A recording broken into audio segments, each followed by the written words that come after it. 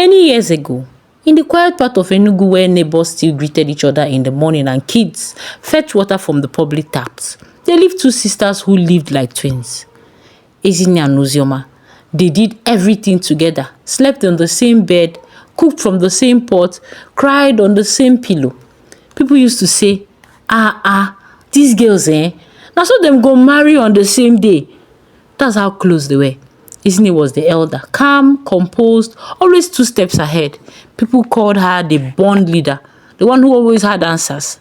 Ozioma, on the other hand, was fire, quick to laugh, quick to cry, and loyal to a fault. By the time Ezinne turned 26, she met Uzo, tall, intelligent, and soft-spoken. Their love was a whirlwind. Within a year, they married and had their first child. Then another, then a third one. Life moved fast, and the sisters began to drift. Then one day, a big thing happened for them. Uzo got American papers, just like that.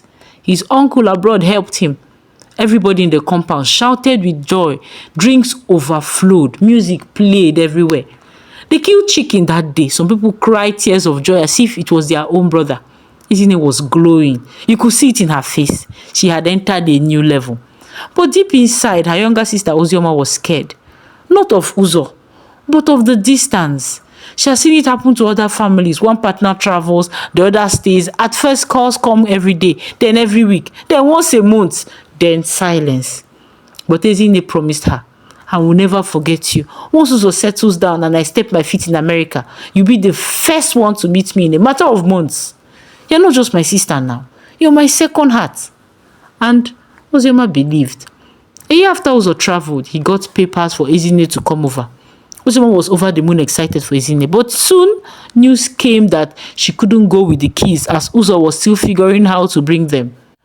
Ezinne's send-off was something else. Even the church choir sang. The pastor laid hands on her. Go and prosper, daughter of Zion, he said. Ezinne cried as she hugged Ozioma. You're my everything, she whispered. Take care of my kids. I promise I'll come back for you, okay? A week later, after Ezinne left, Ozioma's offer letter arrived. She had been applying for a management position in one oil servicing company in Lekki for a long time. And finally, they had given her the offer. She was expected to relocate for the job. Ozioma called Ezinne immediately. Sis, I got the job, she said excitedly. But it's in Lagos, so I'll be leaving Enugu. But instead of encourage her, Ezinne begged Ozioma to stay with the kids in Enugu. Your job in Enugu is fine now. Lekki is not a good place for young girls, so please stay with the kids. After the appeal, Ozioma decided to reject the offer. She wasn't doing too badly where she was, and Ezinne was also sending her some monthly allowance for the kids' upkeep. And so she stayed. Woke up early to pack up lunch boxes, braided the girls' hair every Sunday night, sat through PTA meetings like their mother, paid for books, paid for light, for water, for everything. She became mother overnight. Years passed. The children finally joined their parents in America. Ozioma was left in the house in Enugu alone. Empty fridge, empty chairs, empty walls, empty rooms. She would sometimes enter the children's room and just sit. No sound, no laughter, just silence that pressed on her chest like a heavy stone. Ezinne had stopped calling, stopped sending her money. Still, she was patient. She believed, my sister will remember me.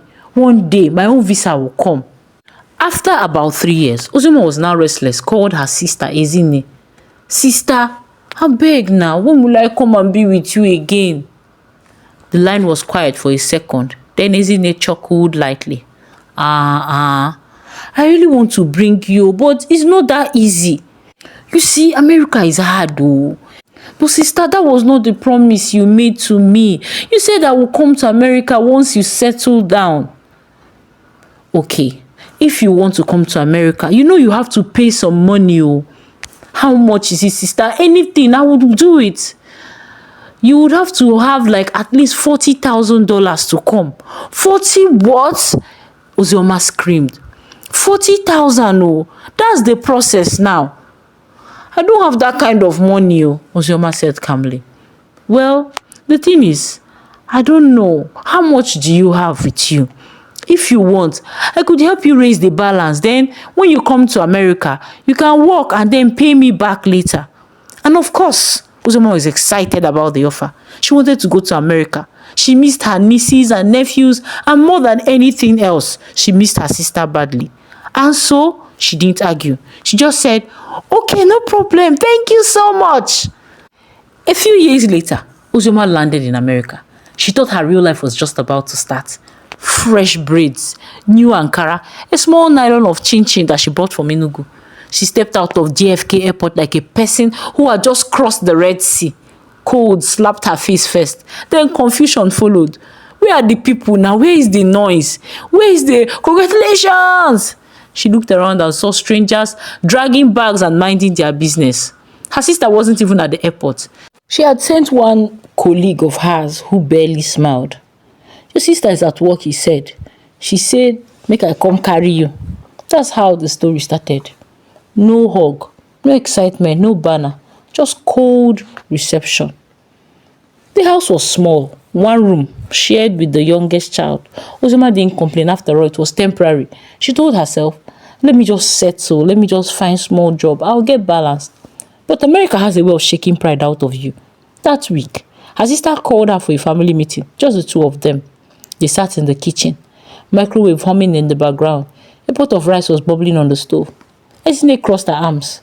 Uzoma, I know you are tired, but we need to start. The faster you pay up, the faster you can breathe. Uzoma nodded. I understand. You know that you're owing me $38,000. That's what I spent to bring you here. I didn't add anything extra, but I need you to pay it back within 2 years, even if it's small. Uzoma bit her lower lip. She was barely 3 weeks in the United States. Okay, I'll try, she replied. You can start with janitor jobs, then you can check caregiver shifts. My friend also has something about night cleaning. You can try all of them. I believe you'll be able to pay up faster with that. All right, she replied. That night, Uzoma cried into her pillow. Not because of the money, not even because of the jobs, but because her sister hadn't even hugged her since she arrived. The only thing she mentioned was the money she was owing her. The jobs came fast. Mornings, she cleaned offices. Evenings, she fed old women in nursing homes. And at night, she mopped factories, locked up alone in church toilets.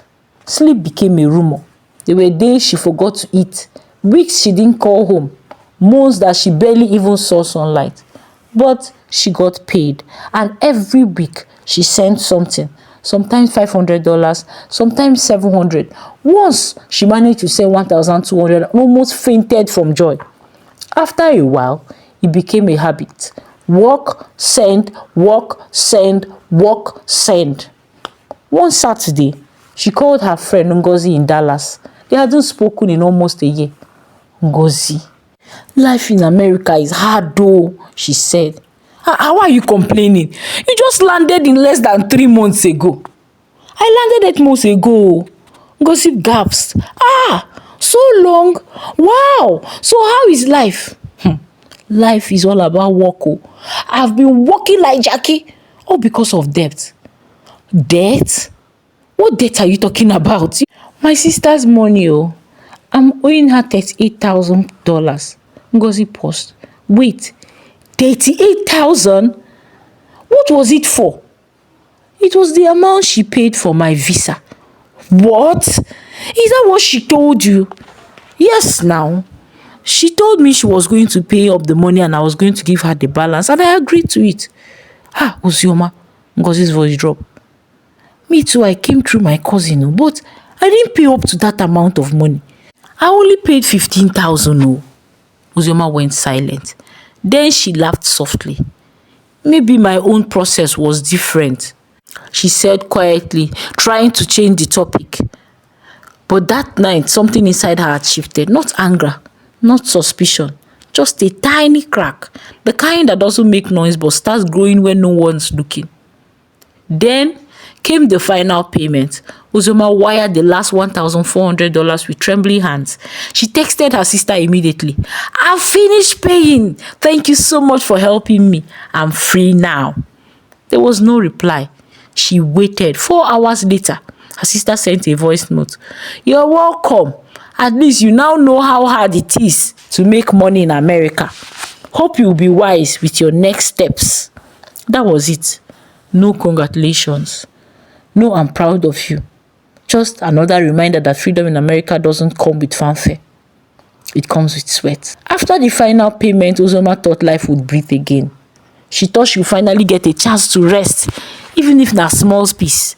"Let me just breathe small," she told herself. But in America, the finish line is always moving, especially when you are undocumented. No papers, no protection, no power. You walk on the street with fear. You hear siren, your heart skips. Even if it's ambulance, you hear knock on the door. You hide first, then listen. Because the truth is, you're not living, you're surviving. And Ozoma was tired of surviving. So one morning, as she was scrubbing the edge of a toilet seat in a downtown hotel, she whispered to herself, "I think it's time to fix my papers." That night, she went home and waited for her sister to return from work. Ezine came in with her usual face, stiff, tired, and full of invisible walls. Ozoma served her food, small porridge, yam, and fish. Then she sat across the dining table and cleared her throat. "I want to start my green card process, sister," she said. Ezine didn't even blink. She dropped her fork and wiped her mouth. "Oh, that one?" "Yes, I've been saving a little." "You need help," Ezine said slowly. "There's this guy I know. He's done it for plenty people. Everything is clean. We'll do a fake marriage to a citizen, front and back covered. But it's expensive. I hope you are willing to pay." Ozoma nodded. "How much?" $80,000. There was silence. Ozoma looked up. Sure she heard wrong. "How much did you say, sister?" "I said $80,000. You think it's a joke?" Her lips parted. "As in $80,000 for fake marriage?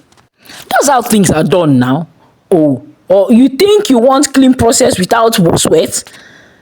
Abi you want to be deported back to Nigeria?" Ozoma swallowed her shock. She smiled a little and said, No wahala, no wahala. I'll think about it." That was the last time she spoke about it to her sister again. But that night, Ozoma didn't sleep. She kept wondering in her mind, how is it that my own sister is the one selling me struggle again and again? By morning, she decided she was going to look around. She started asking people quietly. One woman in church whispered a contact to her. A Ghanaian man in her office gave her a different lead. Eventually, one name kept coming up. It was Ethan. He had a clean record, no police case, no greedy, and he was not a scammer. Ozoma called him. They met at a small cafe in Queens. Ethan was calm, respectful. He spoke gently, said he'd done it before for someone from Uganda, and it worked. His own price was $25,000. Ozoma blinked. She asked 3 times to be sure. "Yes," he said, smiling, "but you have to act the rule. We'll date in public, take pictures, attend barbecue.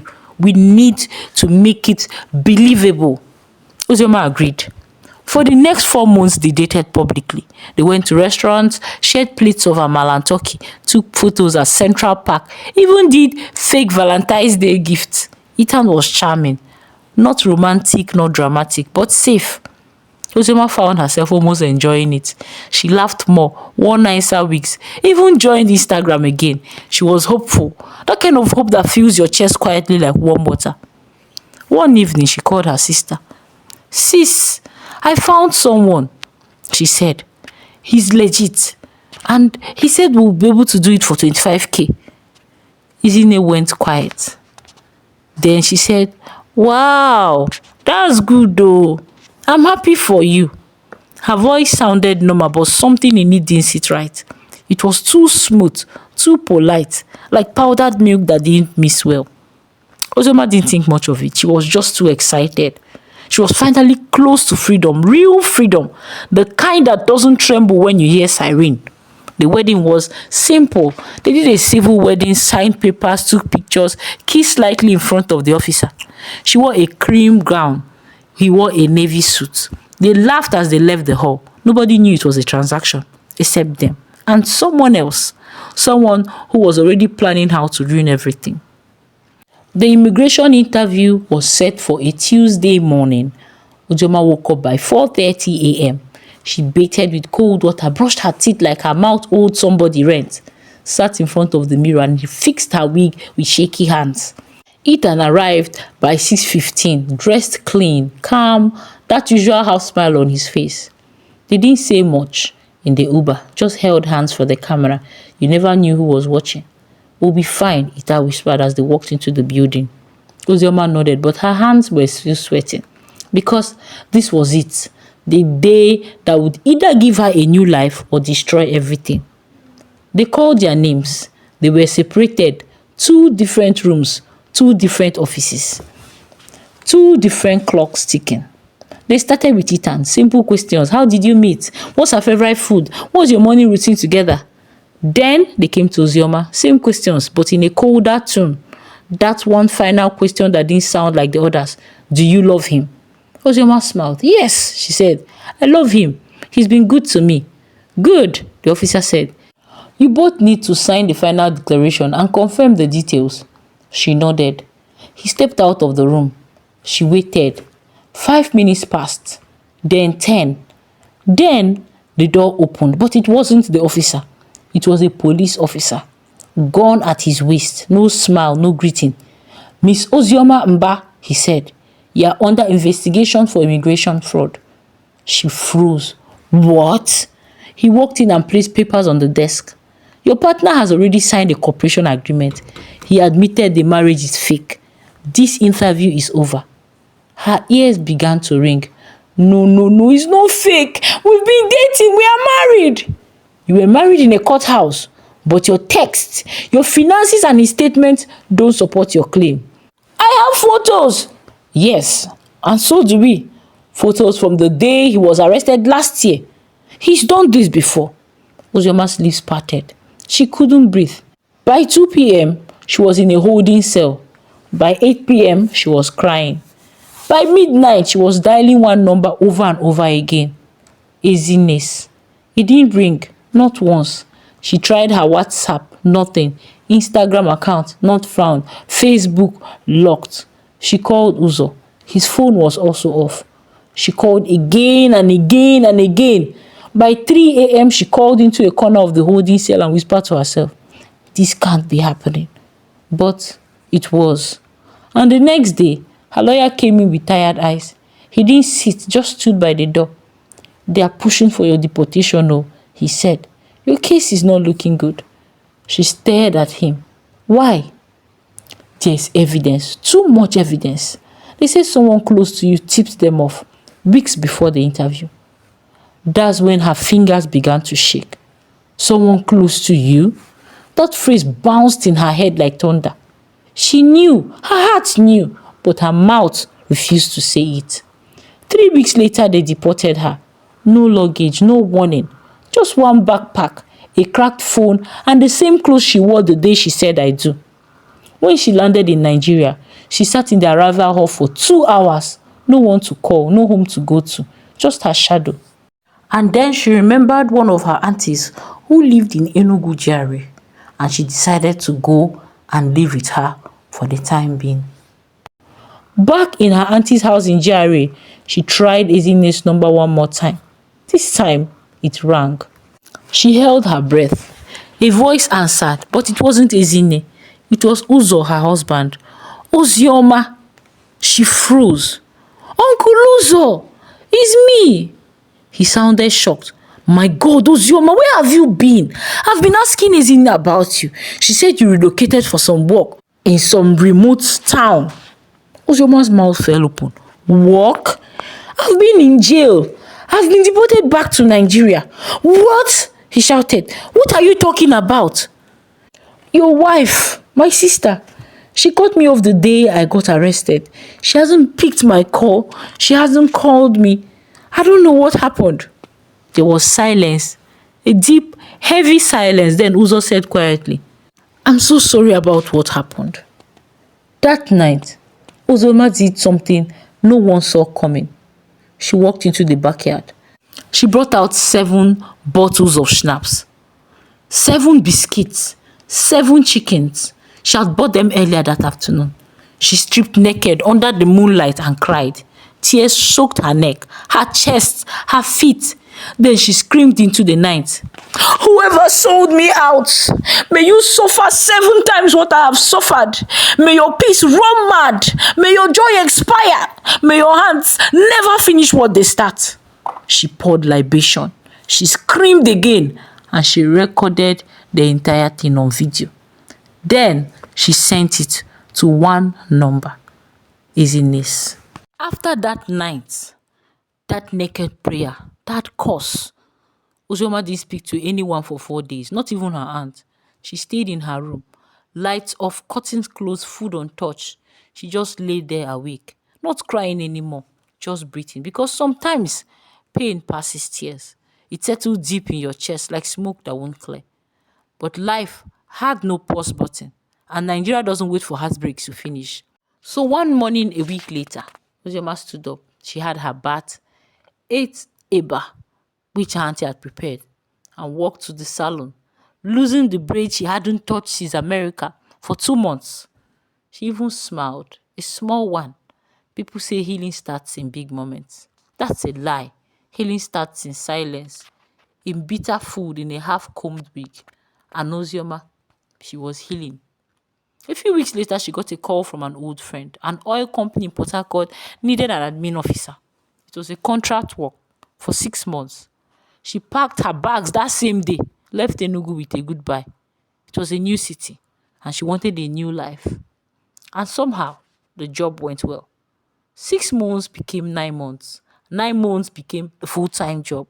By the following year, she had moved into her own apartment, painted her walls cream and gold, bought new mattresses, blenders, and some other house equipment. Started laughing again, real laughter, not the one she faked so that people would stop asking her if she was okay. Then one day, she met someone at work. His name was Obiora. He asked for stapler. She rolled her eyes. They argued over parking space. He called her, "You're too sharp." 3 months later, he bought her the perfume she once mentioned in passing. 6 months later, he asked her to meet her aunt. 1 year later, they were married. It was a big wedding, but not too much drama. She didn't even send any invitation out to friends. Only her auntie was represented. Because by then, she had learned that some people are better loved in memory. Her life changed. Obiora was wealthy. And soon, they had vacations in Seychelles, pictures taken by beachside cafes. And she even got promoted at work. She was now a senior strategy analyst. Uzioma's skin glowed. Her lips smiled. Her peace stayed. But she never deleted Ezine's number. And she never blocked her. Because sometimes, the best revenge isn't punishment, it's distance. And then 6 years passed. 6 full years. And one rainy afternoon in Port Harcourt, while buying plantain in a small supermarket, Ojoma turned around and saw her. Izine, hair scattered, clothes worn out, face lean, carrying a plastic bag with bread and needle milk, walking like the floor was too heavy. Their eyes locked. Neither of them spoke. But the silence, it screamed. Ozoma didn't move. She just stood there, calm, watching. And in that one moment she knew the curse had landed. Ezine's mouth opened as if to speak, but no sound came out. Ozoma didn't wait. She walked away, back into her SUV, back into her life. The story wasn't over, but the balance had started. Watch out for part 2. Thank you so much for watching.